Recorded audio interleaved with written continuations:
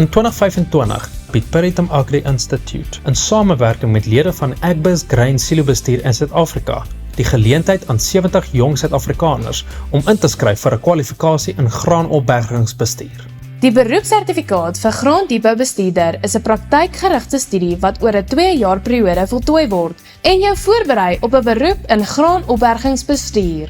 Landboubesighede bied daarna 'n 2 jaar betaalde internskap geleentheid aan hierdie studente om die nodige praktiese ondervinding op te doen alvorens die finale eksamen afgelê word. Studies verloop dus as volg.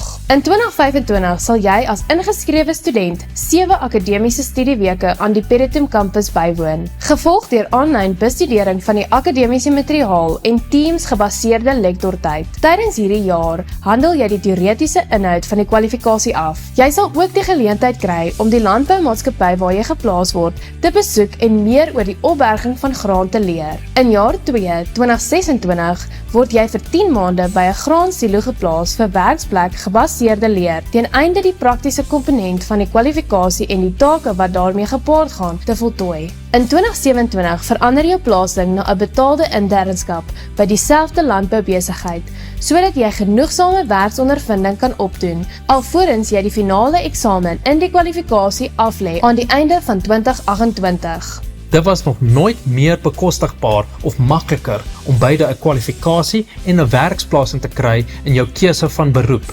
Slegs 70 studente kan geplaas word, so kontak ons vandag nog.